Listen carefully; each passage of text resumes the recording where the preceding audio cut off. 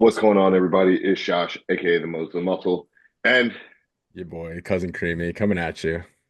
special guest, Hi. Jack. Go ahead. Yeah, see, we don't do introductions. You introduce yourself. So Could have how told we me that like to do it. before. My bad. Yeah, forgot that. You come off the cuff. That's the way it's done. All right. We're gonna get into it. Jack's obviously Colin's coach. So we had Dino last week. Now we have Jack. So many funny stories we could start with. How I met Jack in the urinals at Universe. Was an Had to make experience. it feel like home. Had to make it feel Yeah, like Ultra Flex. But yeah, you ready to get into it? Everybody ready? Let's get it. far away. All right, so I had a question loaded up, ready to go. You've obviously coached a fair amount of competitors um through diet phases, through growth phases, whatever you guys want to call it. Do you see a big difference in you see the American coaches, they're going with more of a pump style workout, more of a sarcoplasmic type of hypertrophy versus obviously I worked with Kuba. You guys over there, it's very top set, back offset, very, you're trying to progress the logbook. Do you see any sort of difference with the training or how people are growing during that time? Not Or really. like I think which it's hard. one? It's very. If there was an answer, I think everybody would do that method of training. Like if there was one that was clearly better and more beneficial, every single cunt out there would be doing it. It would be like plastered on every gym wall and stuff. So I think it's more. It's probably easier to force people to train to a high standard with the top set and back offset. So from a coaching perspective, especially within the UK, I think it's preferred and it works fantastically to the point when you get ridiculously strong and then injuries happen and then you need a combination. I think for the heavier sets, like yeah, me as well at the minute, mate. So uh, when you look at heavier stuff like your hack squats and stuff like top set, back or set, I think whether you call it that or not, I think everybody's trying to do that. Um, Isolation stuff's a little bit different. That's when you're doing, 3, 4 sets, higher reps. You're not really looking to progress the weight. It's more the overall execution of the movement, and you are just getting a pump through that. So that's too hard to discredit one and say the other's better because I think they both work and they both have a place per person. All right, cool. Yeah, I've always kind of wondered that because obviously, or you don't know this, but ever since I stopped working with Kuba, I started working with Dino Estrada. He was Kyrie Cooper and Jay Ute's coach. So his approach is very high volume, especially compared to what I was doing. And I've grown a lot better recently. So I still like top set, back offset. I still tell my clients to do top set, back offset. But I think that there's a time and a place for everyone. People's bodies just react differently to different things. So, and also even muscle groups down to that fact that like you can if your chest is lacking when you do a top set back offset because you're just activating everything to throw some weight, throwing a little more volume, throwing something like a FST 7 set in there might just push you over that boundary. So Yeah, I think I that myself anyway. Like legs for myself respond incredibly well to top set, back offset. My back, however, I think we've seen that it doesn't. So moving that this off season more so, slightly higher volume is hope we'll find out. It might not be any better, but hoping it is going to be slightly better. funny enough, you saying something on legs. The other day I was at I own Ultimate Gym. I think we talked about this, but I was at the gym and we have this one TV that's kind of like a highlight reel of like different things in sports. The next thing I know, I see you on the Cybex hack squat ripping the handle off right after Colin texted me that you were down to do the podcast. So just funny how things worked out. Yeah, that video. I'm not. That Cybex hat's got fallen out with. They've taken the handles off it now, Kuba has, because I think they just Really? must have kept slipping off for everybody. Yeah. He's got to get my handles. The Loki horns. The you know how he did the Jim Lecco ones where they're like bent down a little bit. I got those made for the Cybex hack. It's beautiful, Oh, is fantastic. it? Yeah, so definitely, you could show them this part. Tell them they're fantastic. It's worth Yeah, it. Kobe's gonna tell you to go fuck off, Josh. That's what he's gonna Yeah, sure, do. most likely. But at the end of the day, it's nice. But let's get into it. What's your plans like from the time that you started bodybuilding? Mhm. to now? Obviously, it's very fast progression for you. What can you attribute that to? Is it more just the consistency of coming in, coming out? Is it the genetic potential? Is it, just you kind of having more fun with it? Because, like, we've seen your 10,000 calorie cheat eating days and stuff like that. Is it just that you're having fun with it that's allowing you to be in a good spot to progress? Or is it you're It's a just kind of, combination. In fairness, as well, I probably disagree that it was quick. I think on social media it probably looks quicker than it is. Um, but I turned pro at I think it was my 15th show. So it's like, you look at Hunter Labrada, he was doing the Olympia after like 6 or 7. Um, so yeah, because I've done 4 seasons by the time I turned pro and done, multiple shows throughout each season. But it was obviously quicker. I turned pro quite young, compared to a lot of people. Obviously, that's going to be largely genetic. I also think I started well at a very young age. Like loads of people start bodybuilding young. Very few start bodybuilding well when they're young. Like listen to James, Ian, all those lot talk about when they were like 20, and it's just like a grammar test, benching 5 plates. It's like fantastic, not great for bodybuilding. Um, but I was lucky that I met the right people at when I was 17, doing my natural shows and everything like that. That it, when I did decide to start bodybuilding, it was I'm not really bodybuilding that differently now as to back then. It's all the same food sources, it's all the same training. I've just been doing it for consistently for years. Combine that with also I am fortunate with genetics. I think it was kind of, I had the work ethic. I've got good genetics. It's kind of, I love it. So it's like you're only going to improve pretty quickly. right, right. Yeah, All so right, and cool. that was my whole thing when can you guys hear me? Yeah. Now, Okay, mate. fuck you. Um the well, because when you posted your video for when you went pro, when you turned pro, it's like the whole flashback. It was when you were sitting on your couch. You kind of did like a whole flashback of your entire bodybuilding career. It's when you found bodybuilding and found a true love for it. Is it something from like day one to now? It's just again, kind of live the life of a robot, especially like when prep starts. Because again, obviously the social media, you kind of want to put it out there. You don't like struggle with food. And I'm not saying you necessarily specifically, but just in general, like you don't really struggle with food, cravings, etc. It's like for you, is it just kind of, you have a job to do, it's a set amount of time, like food's always going to be there. Like how's your mindset going into it? Because even watching the, I think it was that same video or like one of the other videos, you said when you moved out of your parents' house and you had your little setup of boxes and a chair. It's like I was sat here and then you're on your treadmill and then you went to the gym, you did check-ins and that's about it. Like, is that just the daily life? Is it just easier for you? Like, how does that go about? Um, God, that was a long question. I feel like I've got a prep brain answering that.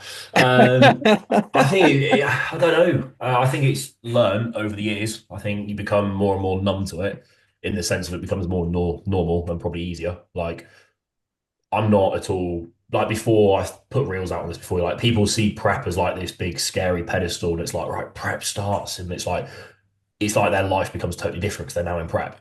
Whereas now I'm like, well, I start prep in about 30 days.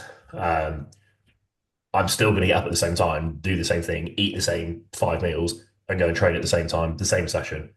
The only thing that's going to change gradually is going to be food's going to come down slightly and cardio's going to go up. It's like it's the exact same thing whether we're in prep or the off season, so it doesn't scare me. I don't like well, not as scared is probably not the right word, but I don't see it as this big thing. Whereas before it was like shit, prep starts, so it's like my life's going to be miserable. And all that. I think food wise, like obviously I get cravings. Like I do like food. As that's pretty clear by my YouTube. Uh, but I also have no Pineapple problem. pizza, man. Yeah, So We're you at really, really, Arby's you in New really got York. me. No, no, fuck that. He just went to Prague and he got pineapple pizza. You did it oh, but again? yeah, that yeah, pissed some I'm people not off. gonna That lie did though. look good though. It was good. It looked good. Uh, but yeah, I think that's where I think I've got a relatively good balance with it. Because you look at Cooper and he's like, credit to him, he is the most disciplined man fucking on the planet. He does not miss a single thing. Um, because that's the way he likes to do it, I guess. For myself in the off season, this may change as I get older. When I'm Cooper's age, I maybe just completely bored of everything and just stick to my meal plan. But in the off season now, like the occasional cheat meal, fine. I think it looks a lot worse on YouTube because whenever I'm having a cheat meal, I make sure to film it for the video because it makes for a banging thumbnail and title. So if you just watch my YouTube, it looks like every other video I'm having a cheat meal, but they're like, 2, 3 weeks apart. So yeah, I think it's just a good balance. I enjoy it. Prep, yes, sure, I'd love to eat some, more food, but at the same time, it's prep. It's like, as you said, the food's always going to be there. I think I'll probably said that to you in prep. It's like the earlier preps, I struggled a lot more, and then you just kind of learn. It's like, well, it's not 3 more weeks, and I can eat whatever food I want. And then the 3 weeks come, and you finish, you eat one meal, and it's like, I don't even want any more food. You Yeah. think you want so much, and it's like, it's not there. So yeah, I don't know. I think it's just doing it for years on end. You sort of become more numb to it. Is probably the best way to put it. Yeah. Cool. I got a question about Colin's prep. From the time that he worked with someone else to the time that you guys worked together, he went from doing a lot more cardio, eating a lot less, to working with you. He's eating more. He's doing a lot less cardio. What do you think was the biggest difference? Because you got him at the start of a prep. It's not like you learned his body with the off season. So, what do you think was the biggest difference for him? Copious amounts of drugs, like just scarily high doses. No, I think I can't actually remember the start of your prep. I know your body started responding really well quickly. Yeah. Um, Well, what because was we, your what was your huh? training like before? Were you doing top set back off before, or were you? No, I was doing all working set and then I moved to top set because you were the first when I got with you is when I really learned about top set back off. And then because again, like as the day I signed you was like day one of prep, essentially. Mhm. Yeah, So yeah, it was like the change of training style went from working sets, like 3 or 4 working sets to just top set back off. yeah. I mean that could have played a factor in terms of output potentially through training. Would have obviously meant less cardio. It's hard to say. I think we got your body responding quickly. It's hard to say what specifically caused that because obviously 10 different variables changed at the same time when you jumped on my plan as opposed to the old plan. So it's very Yeah. hard to pinpoint what specifically caused it. It probably generally was just like a 5% difference from each of those variables that then led to the overall progression. Um, I really think honestly the biggest lever that was pulled was tracking steps. I've never once tracked steps in my life. And then when you had cardio plus steps plus top set back off. And again, when you sign on with a new coach, it's the whole you want to really bring satisfaction. You don't want to let them down. That kind of scenario as far as like my standpoint. And then when it came to the step thing, it's like I'm 10:30 at night, I got 1,500 steps to box off, and I'm fucking walking around my goddamn house in circles to get 1,500 steps in because I don't want to go outside. And it's like shit like that. I think it was it. Because I mean, we had a plan of like an 18 or 16 week prep where essentially I stepped on Atlantic States after 12, and in another two, I was at one. I lost another fucking 7 pounds, and I probably could have lost a little bit more if we decided to pull down. Because again, like food was high.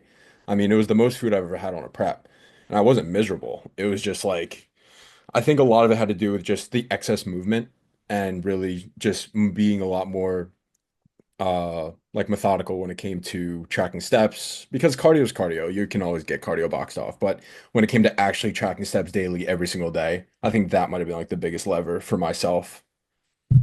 that's something that still baffles me about the whole American coaching because it's a joke over here amongst UK coaches how bad and how behind US coaches are. Now that doesn't there's gonna be a lot of US people watching this, right?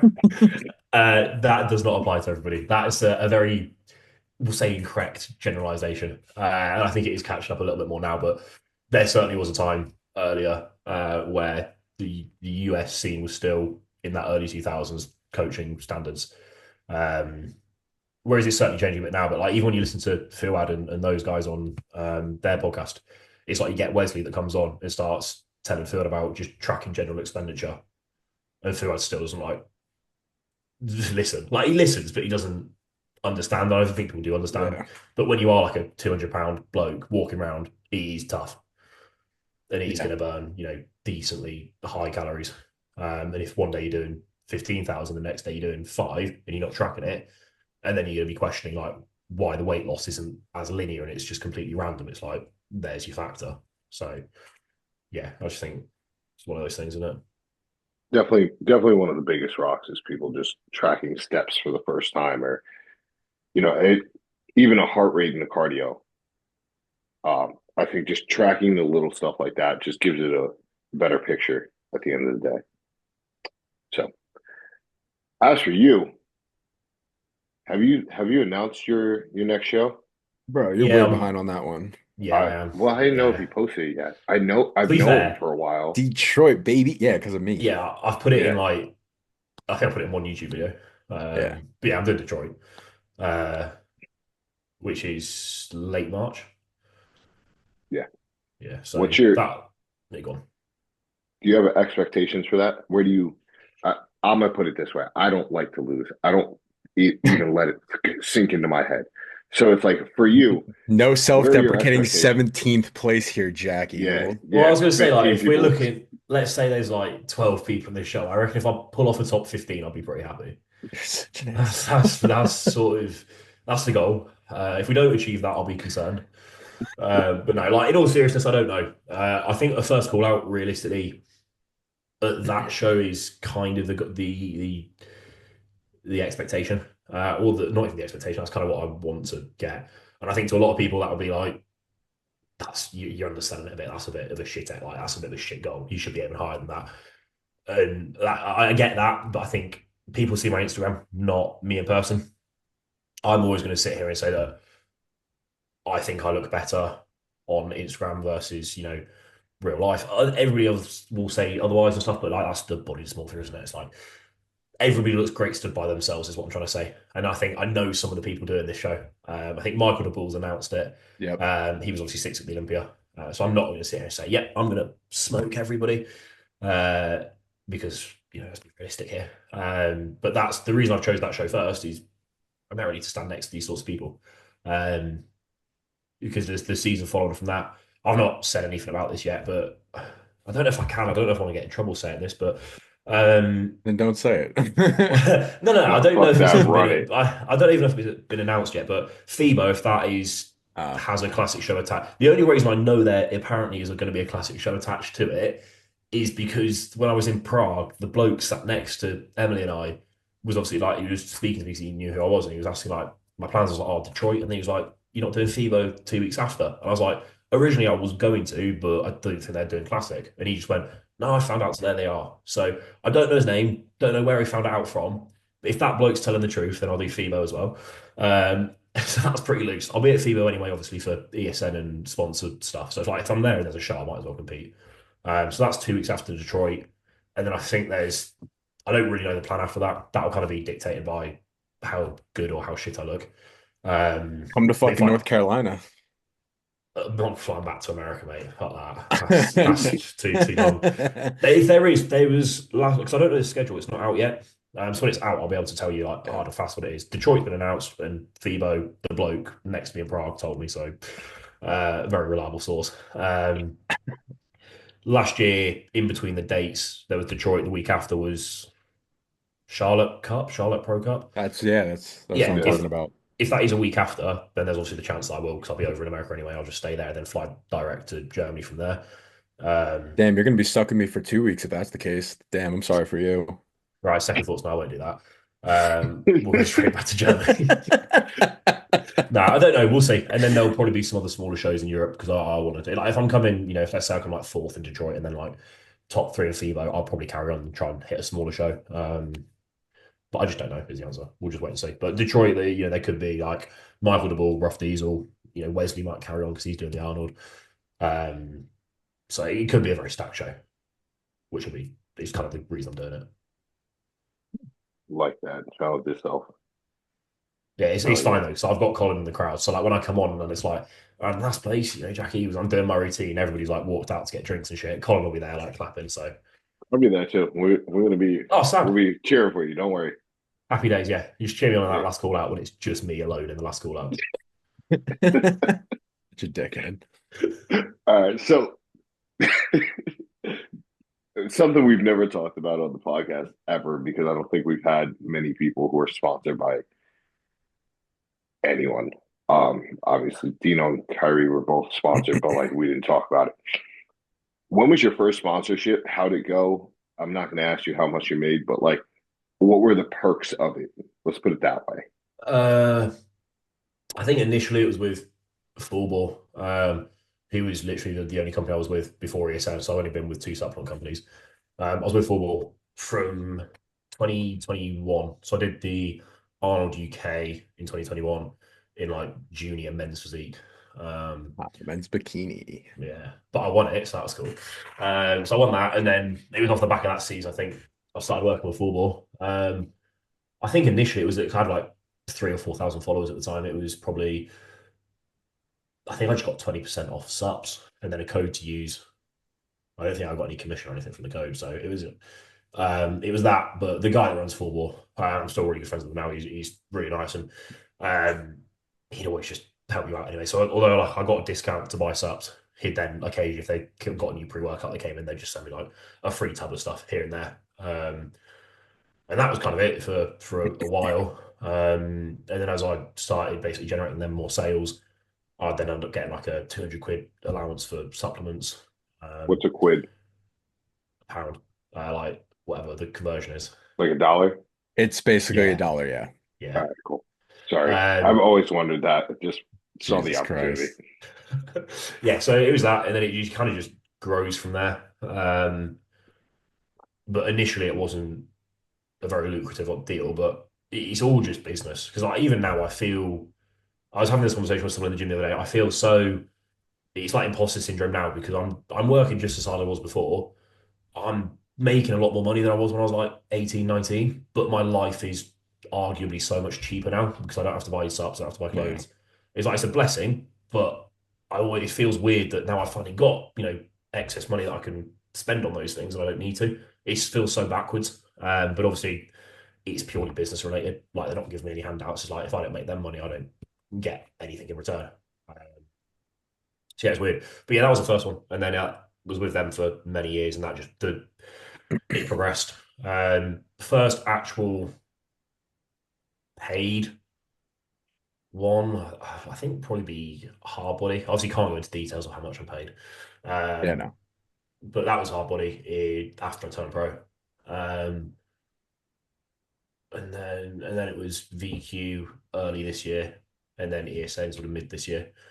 So really, it's only kind of in this year where I'm actually say I wasn't a coach, I could probably afford to bodybuild just this year. Would be the first year I'll be able to afford to bodybuild purely off sponsors.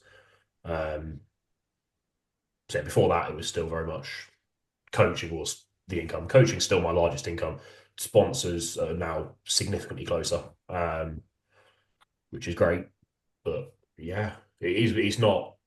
I think a lot of people will also think you turn pro and you get sponsors. It's like the reason it looks like that for myself is just because my Instagram kind of grew substantially 3 or 4 weeks prior to when I turned pro. So it's the social media growth that kind of led to those sponsors, not so much the pro card.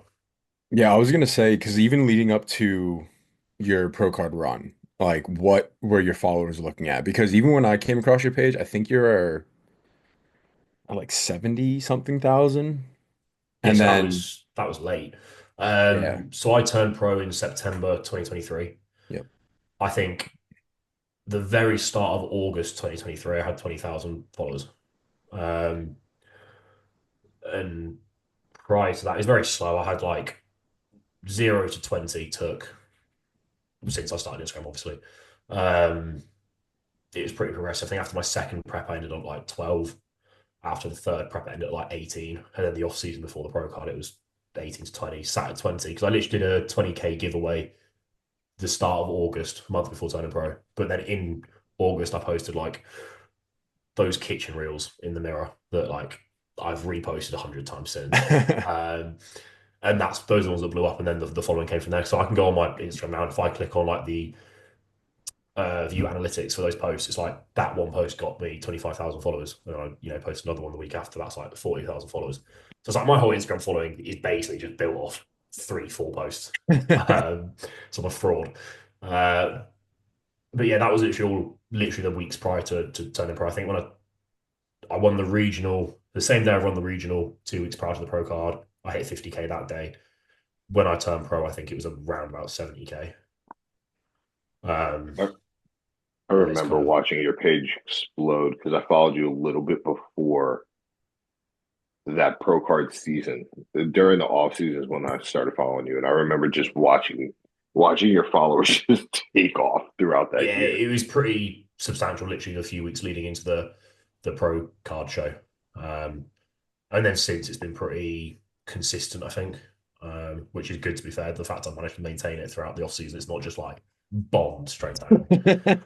Uh, so, and that's another reason I'm so excited to start prep because it is the other side to prep now is like regardless of how I place, weirdly enough, it's like the growth through social media when I'm leaner just directly benefits sponsors and income that way.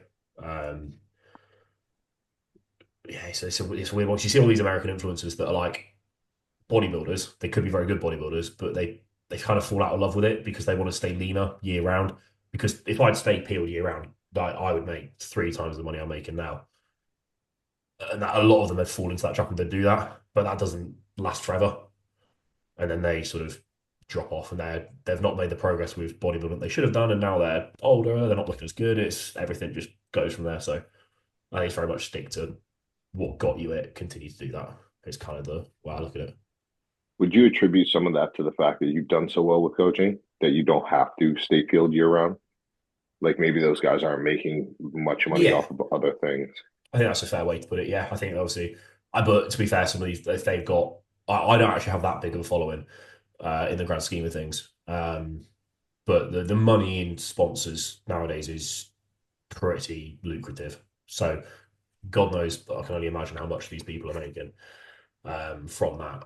And it's like, in fairness as well, the sponsor doesn't necessarily commission will change month to month based off engagement. So if my engagement's really low and not many people use my code, I'm obviously not getting much commission because no, like there's not that much there.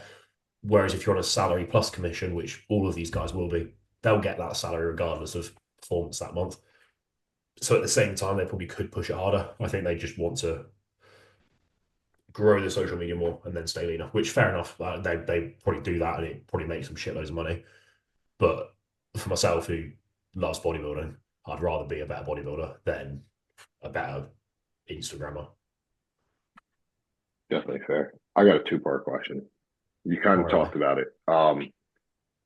When did you start coaching is part one. And what do you think has been the thing that's because we've never really talked business on here. So like what was the thing that grew your coaching from, maybe a couple people in the UK to now reaching all the way over to America and reaching other countries? Like what broadened your reach? Was it just social media or was it winning the pro card or do you have a specific time thing that it happened? oh, it's hard to answer. I think I genuinely think in coaching, 0 to 10/0 to 15 clients is the hardest. Because I've just gone through it now. I've just brought like Harry on as sort of a co-coach under me, to take on like lifestyle clients at cheaper price and stuff. And it's like when you are that person, like he's obviously had a help out from myself with the engagement stuff, so he's done well with that. But when it's just you doing that, it's like right, I'm a coach today. Like there's no qualification needed. I started after my second prep, so I've done 2 preps, like 7 shows, and that's when I started coaching. That would have been 2021. Yeah, 2021. Yeah, I think 0 to 12 clients took me probably maybe nearly a year. It took a while. I was PTing at the time as well. So I think that transitioned too slowly. Of like I had a few PT clients, not many, but I had a few, and then slowly started to get more online clients to eventually. Then I moved away from Manchester. I left that job, and then I just went fully online coaching whilst I was still living at home because I had pretty much zero outgoings and could just live off, like 15 clients a month basically. It was kind of just steady growth throughout the UK primarily initially. Obviously, once you get a few transformations, you can then post those, and then that works. I think I was definitely doing quite well from coaching before I turned pro. Again, it is everything's driven by social media nowadays. Because if you're getting more engagement, that is just more potential clients that are viewing your page. Whereas if you're not getting any engagement, how are you going to get any lead generation? Because there are no leads there. So I think everybody who is coaching, you need to perform well on social media to a degree. Like you get these coaches that are just starting out and they just hammer client posts, which is great because you need to show your body of work, but people follow you because they want to see your physique, not your clients. So if you're only posting clients, it's probably not going to sustain.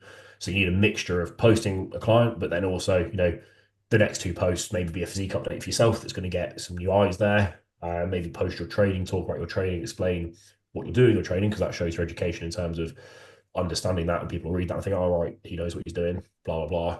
Then you post another client check in next week and talk about that. And then they think, all right, okay, they've seen, they know you, they know how you work, they've seen your clients, and they're more inclined to sign up with you. And so I think you need to do all those things, not just hammer client posts, because it's, it might not lead that many leads. So I think social media made a big difference, obviously. Pro card, I don't know. Maybe younger clients may see that and think that means something. I think all of us here know that just because you don't have to be pro card does not mean you're a good coach. Um, so yeah, I don't know. It's obviously social media, but especially with American clients and leading out that way, my Instagram engagement's 25% American. It's like 4% UK. Wow. So especially like, I don't know why it's that way, but it's what it is.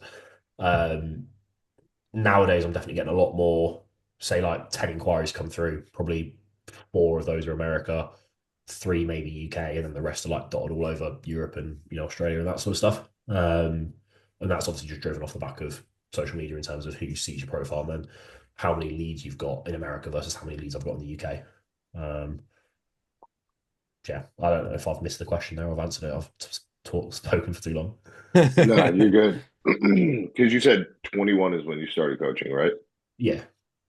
So yeah, we're all good. That was like perfect. That was perfect for what I think if anyone who watches this is a coach or starting out, or even for me and Colin, to grow our own thing, like pretty good roadmap of how to go about it, how to engage on social media, make sure that you're just growing your following first to you got 10,000 sets of eyes and you sell to 1%, you still got like 100 people or whatever that math works out to. So definitely makes sense. So, I mean, I think the uh, other thing to say with that is blaringly obvious, and you guys will know that as well, but you actually have to be a good coach as well. It's all well and like, even if I've got 140,000 followers, sure, I might sign a lot of people up. If I'm a shit coach, all of those guys are going to drop off after a month, 2 months, and it's not going to be a decent source of income. Whereas I'm still coaching people now from when I pretty much first started. They are paying very little money because it was the price I was charging at the start.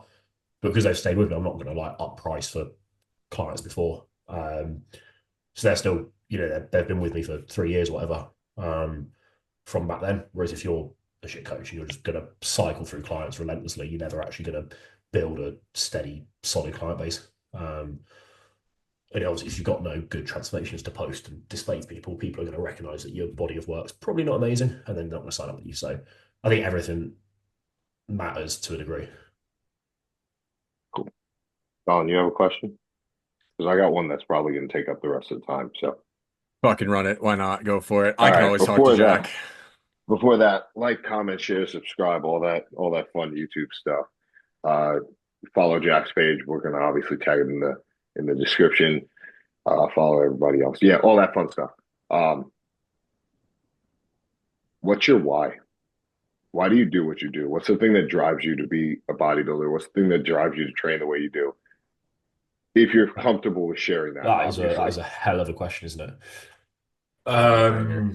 I don't know. I just enjoy it. That's kind of like that is kind of it. It's like it sounds really simple, but when you actually look at it, like why do I bodybuild? Nobody's gonna bodybuild for a number of years unless they actually love it. Because when you actually look at it, 90% of the stuff sounds absolutely abysmal. It's like great, you get to eat fish and rice 5 times a day.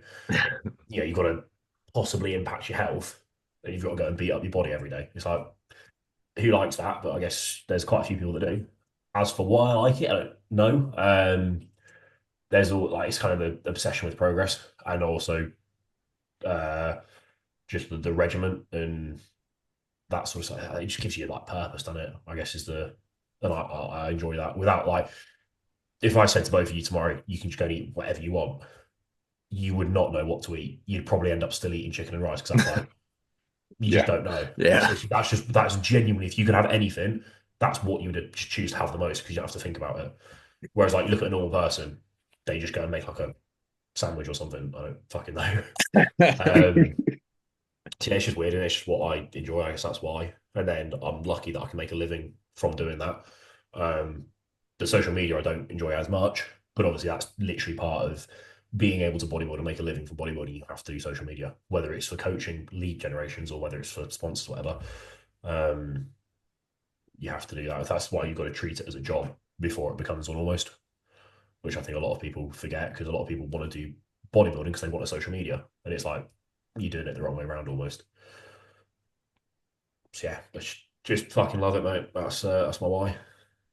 It seems like in the UK it's a lot more popular than it is here. Maybe it's just a density of people, or football and baseball and all those being bigger sports around here, but it seems more common for in the UK people to bodybuild. So I didn't know if it was this is just a thing to do. If you have a very dark past like some of us here, um, and like other things of that nature as to why you did it. Like that's what I was kind of Heartbreak. looking to see if that's why. Yeah, Yeah, some of us are no, heartbreak. I'm pretty fortunate. I had a lovely upbringing. The actual reason I got into it was just because I used to play academy football, soccer, sorry. Um, got injured and then obviously had to go to the gym to try and stay fit to get back in the team. Never stayed fit enough to get back in the team, but ended up just enjoying the gym and then progressed from there to watching like YouTube, like David Lade back in the day, and then like Ryan Terry, saw Ryan Terry competing, and then that's how I eventually got into it from there. I forget how young he is. Who? When you said David Lade, I was like, wait, who is that again? I forgot how young Jack is. Yeah, Well, he's he's fucking got a bit spiritual now, hasn't he? But like back in like 2019, that was like prime David Lade. yeah. It's scary to think 29. that Jack is the youngest in here by fucking like 4 years. Oh yeah. Still incredible. Still, you were the youngest IFBB pro until Anton, right? In classic physique, probably, yeah. Yeah, because yeah, Someone may disprove that, but like with modern standards of classic as well, it's a lot harder. So Mm-hmm. yeah, but then Anton absolutely smoked me. So cheers, mate.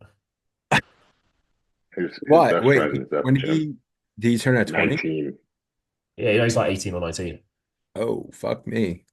Hey, Yeah, he Jack could was have been eight. at 20, but he missed it by like how many fucking days? 4 or 5. Oh, it's brutal. Yeah, I know. that's tough. That's tough. All right, what do you think about Colin this next year? What shows?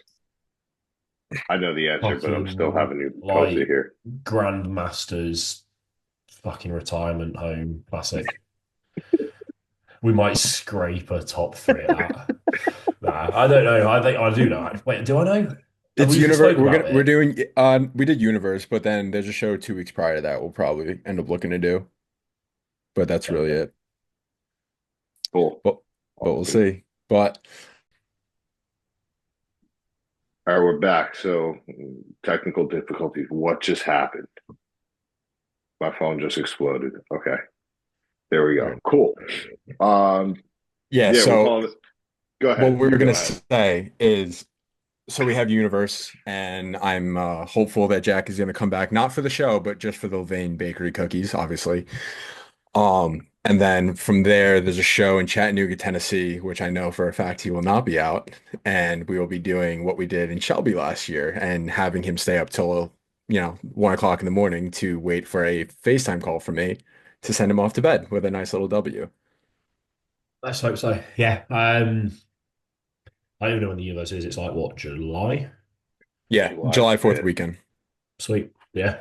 I assume we're running that again. You did question about going earlier, but I think it's silly to push it. Yeah, so the earliest show, because I forgot about this one, Junior Nats, which is 2 weeks prior to Universe. And then there was a show in May, and that was the show that I was thinking of. May would have been silly. I personally, for selfish reasons, would love to compete at the Detroit Pro Am and the amateur show. Granted, it's a regional, it's not a pro qualifier, just for the sake that I could compete in the same show as you. But it's just fucking stupid because I need growth and I'm still a little boy. It's just rushing it when you don't need to. Yeah, exactly. It's always going to be there. There's always going to be, pro shows connected to our shows, and you'll hopefully, I'd like to think, hopefully one day be a pro anyway. So Yeah, there's hopefully. always going to be, hopefully, if I do my job correctly. If I do my Um, job correctly. yeah, so there's always going to be time for it, isn't there? There's no point, you know, running it short and then just being frustrated at yourself. We're smashing universe again. Love it. Love it. I'll meet you in the urinals again. Fucking Can't wait, Wow. A. mate. Wow. All right. So realized something while we were off for that brief moment. Yo, Jack, you still don't follow me on Instagram. Crazy. Disrespect. I don't follow anybody, mate. I like. He runs through his phone. Yo, I'm so messing with you. If you don't, I don't really care. It's not that big a deal. But Sorry, mate. Don't want to. Loki hurt. He's been yeah, reminding me every week Okay. since Universe. So yeah, I just post pictures of Delilah at the end of the day. I don't do anything I've else. just followed you. I do Yeah. apologize. You and Delilah are pretty much built the same, so like it's kind of like looking at you anyway. Um, Sound. yeah. So I think realistically, I like the direction that we've gone in with this when it comes to talking about business and stuff like that. So is there any other little tips that you give to somebody who's just starting out, wants to do the bodybuilding thing? How would you restart with bodybuilding and with coaching if you could? Bodybuilding probably wouldn't do much different, in all honesty. I was very fortunate that I worked with the right coaches from a very young age. So I never had any, I've not got like an emotional, horrific, bad coaching story that I 90% of Americans that come to me wanting to be coached, the first 10 minutes of the consult is just them complaining about their bad experience with their past coach. Um, so I'm lucky that I've not had any of that. So I probably do the same as what I've done before. But for anyone else out there, when you are starting bodybuilding, just get a coach that's competent, um, and just listen to them to start with. And you'll also, if you're eventually wanting to go into coaching, you're going to learn a lot from them anyway. Um, so getting a good coach, I think, helps both of those things. I'd bodybuild before you coach, obviously. First-hand experience is always going to be better. Um, from a coaching standpoint, learn from your coach. Obviously, there's so much free content out there that you can educate yourself incredibly well just from doing your own research and treating it like it's a job, even though you're not getting paid for the like education part. If you go to like any other job, like the corporate industry, they're going to train you up for months to begin with. Luckily, because you're not self-employed, you get paid for those months of training. When you're self-employed, you have to train yourself, and you're probably not going to get paid for it, and that's just the way it is. So you kind of have to suck that one up, take it on the chin. And you can always you can get a few clients, obviously, once you've got a decent foundation, which you'll probably have from coaching or from being coached already. That once you are educating yourself more, you can still work with a handful of like lifestyle clients that, are a little bit simpler than your drugged up bodybuilder, um, hypothetically. Um, but yes, I'd like just that and educate. Like, it's probably just worth investing into solid education. Like J3U, I'm not paid to plug it, but I'm going to plug it anyway. It is good. It is heavy. Like, there's a lot to go through, and not all of it is overly relevant for majority of clients you're going to work with. But it's just good to have that deep foundation, isn't it? So that's a great place. There's all the other free stuff out there. So I'd educate yourself first before you actually start looking to coach, and then it's kind of just like a game of consistency. It's going to take years before you're making a decent income from it. Nobody's ever just started coaching and suddenly been doing, 5-figure months or, 6 figures a year or anything like that. So it's like, it's going to take time. You just have to be consistent with it and be consistent with Instagram and social media because ultimately that is the only way you're going to drive sales. Unless you're like working on a gym floor still or whatever, in which case it may be a little different. But primarily for making decent income from coaching, you need to have that pull from social media. And that doesn't mean you need to have like shitloads of followers. There's people doing 5-figure months that have 2,000 followers. Right? It's not always necessary to be like this big social media person, but as long as you're a good coach and you've got 10 clients, generally speaking, it should be quite easy to grow that if you're just consistent over a few years because you've got a foundation of clients to use for promotional content. It's just a case of being consistent, driving your content yourself, and then making that into lead generation and closing leads and actually being a good coach. so It all sounds you very simple, doesn't it? But it's really not. It takes a lot of time, and there will be times where you just get like your clients fuck you over, or you make a mistake, and whatever that's going to happen. It's life. But yeah, as long as you're consistent, it'll eventually get there. is it something where when you started coaching, you what's the word? Relied more on like referrals, or was it just social media in general, just being consistent with it all? I don't really know. It's very hard to say how many were referrals or how many was just social media. Fair. Um, yeah, I don't know. Yeah, it's hard to answer because wouldn't Yeah, know. Occasionally fair. you get like a referral whistle, like, oh, let my mate know they're going to inquire with you, but a lot of the time, I think it tends to be best if that client seeks you out initially. I think it's always best if the client goes and speaks to multiple coaches and then they find the best one. Whereas if it's kind of like someone's mate and it's your current client that's kind of trying to talk your mate into it, sure they may sign up with you, but they don't. It's not something they really want. They're just doing it maybe because they want to do the same as what their mate's doing or something, and then they may not be adherent and may not see the same results, and they'll probably drop off. Whereas if it's someone actually seeking it out, then they're gonna be more inclined to like actually give it their all. So you may see them better results, they may stay longer. I just find it funny because I always tell people like, talk to many coaches, do this, do that, and I'm very hypocritical because I'm not gonna lie, I left my coach, I talked to you and was like, oh, it sounds great, fucking sign me up, fucking day of. And it was like, kind of found a gem out of nowhere, but it's like, at the same time took a massive risk at Well, in with fairness to you, I'm 90% sure we had a consultation. You then went away to think about it. You then texted me and said, oh, I'm just going to carry on with my current coach because it's too much of a risk to just start now with you. And I think a week later or like a few days later, you then text me again, being like, actually, nah, fuck it, let's just run it. Yeah, well, because that was when I inquired. I like when I, because again, like I knew how old you were, but it's like I didn't really like kind of put that into perspective of like, oh, his knowledge is whatever. But it's like at the same time, when I had the conversation with you, I thought about it, and then I was like going back and forth if I should or shouldn't because I wanted to prep, and I'm like, because you were, well, it was more so I didn't want to like throw a prep at you, and then you were like, oh no, we can fucking start one right up, and I'm like, fuck it. A week later, came crawling back. I was like, all right, day one, let's go. Well, it went well, so can't complain. Eh, was gonna say sixth you guys place. seem like you worked out. Yeah, and now he's stuck with me until he kicks me off the team. Or Wow. until I just fuck up his prep and he leaves me. Go get coached by Reese. Oh, Oh yeah, shit. sure, can't wait. Oh shit. Uh, I love Reese. all right. But So I think just because Jack's a foodie, I'm gonna say that Oh I have boy. the idea of being a foodie, and then Colin is definitely a fat fuck. Um, we're gonna do my favorite game, which is fuck one, marry one, kill one, oh and we're my going God. pancakes, waffles, and French toast. All from And IHOP, by we're the way. doing No, no. yes, because Jack doesn't have fucking IHOP in the UK. See, I was gonna say a good version of each and a bad version of each. Like the worst you could think of and the best you could think of. I I don't love how think this I've. podcast. I think you guys have experienced many different versions of all three, far more than I will have because food over here is jank. It's shit.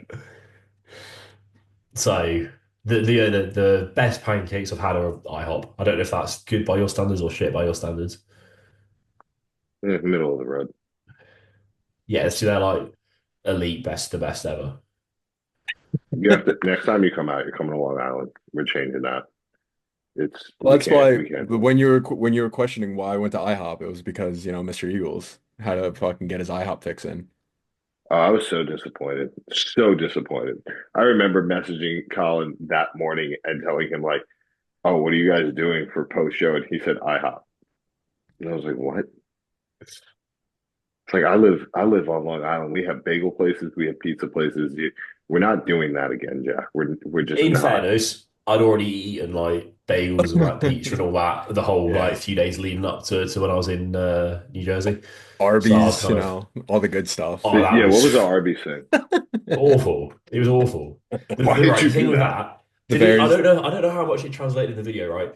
M's so indecisive. Like she will not make any decision. Like most females, of they course. just will like, what do you want to eat? Don't know. Then you say somewhere, and they're like, no. So we'd been walking around for genuinely probably about 2 hours, and I needed to eat. Like I was, you know, going hypo. It's my fat cunt, and so then we were just walking. It's like right, the next fast food place we see that like we've not tried, we'll just have, and it happened to be Arby's, and it was. I'm not going back. It was not. Oh my It was God. not pleasant. That beautiful purple sketchy shake you had, everything was just wonderful. It was yeah. It just wasn't it. You guys have like you have Wendy's over there?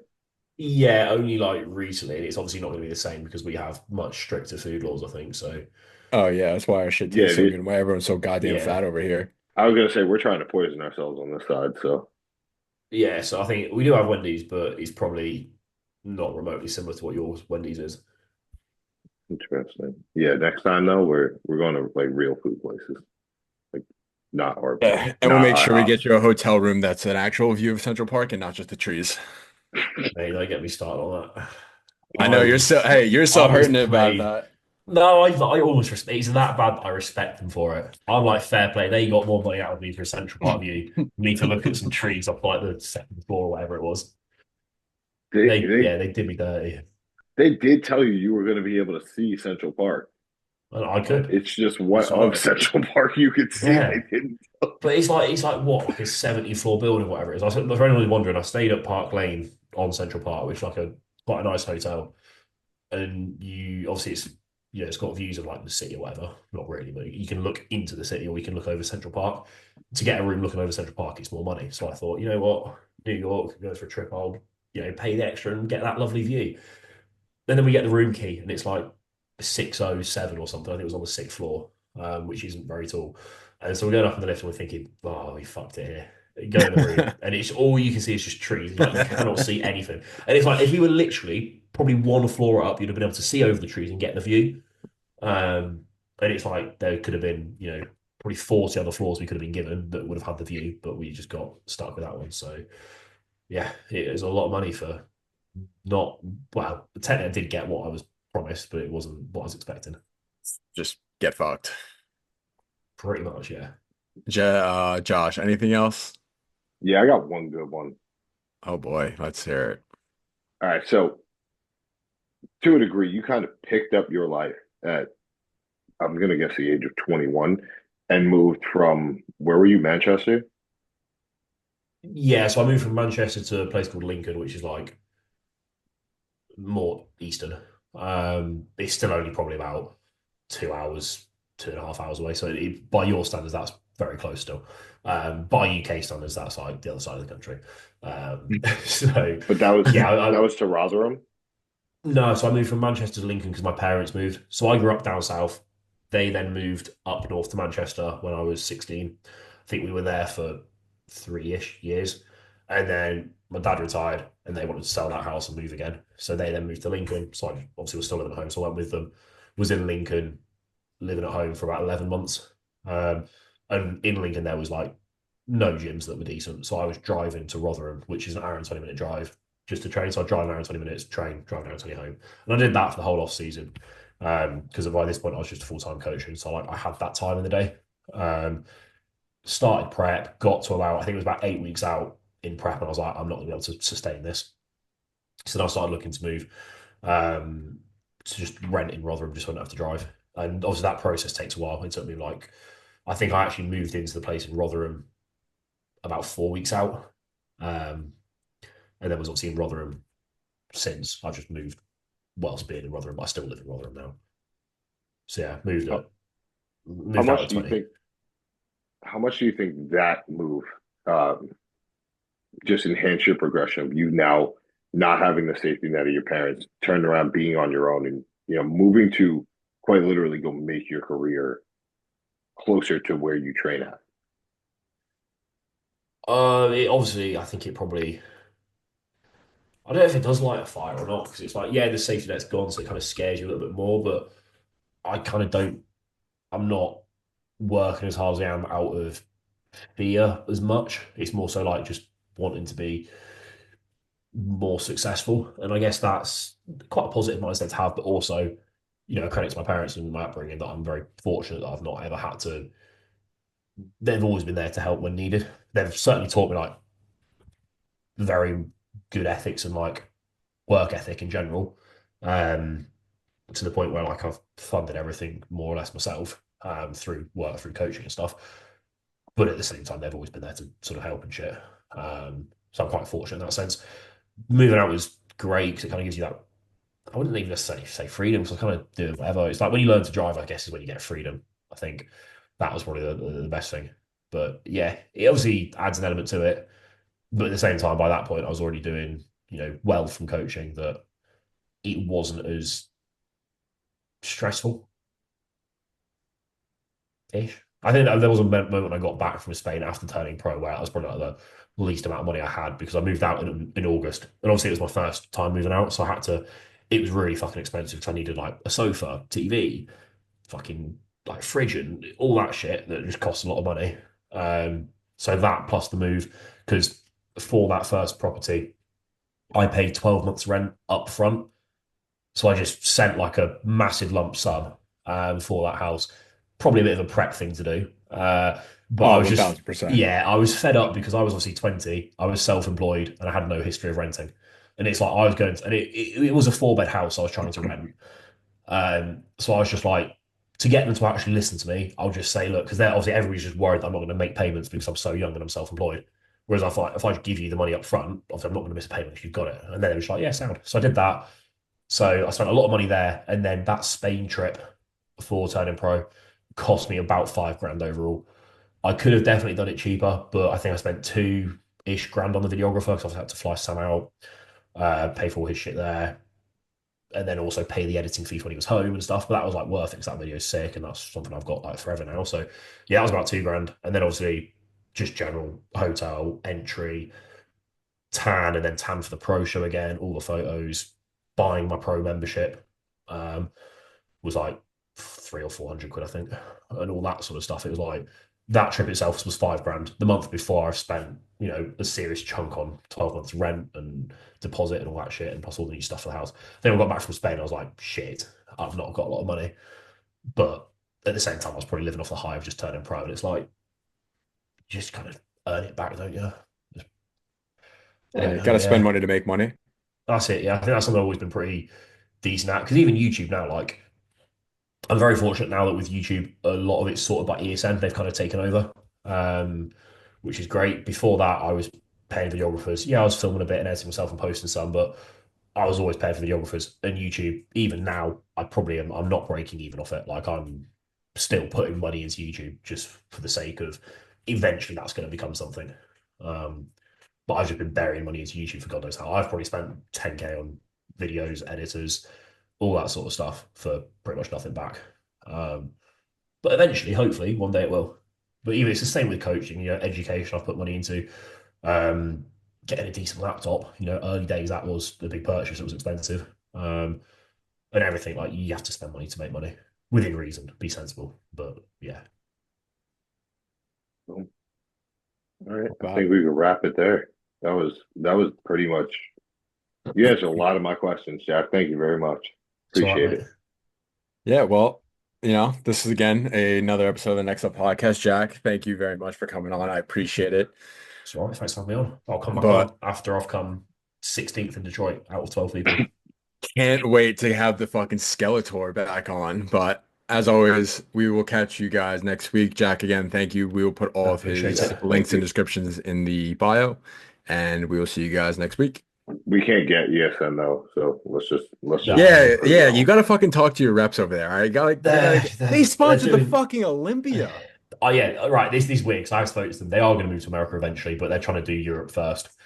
Why they sponsor the Olympia, I don't know. I assume it's probably just to get people to recognize the brand before they come out there, which is I obviously quite mean, smart.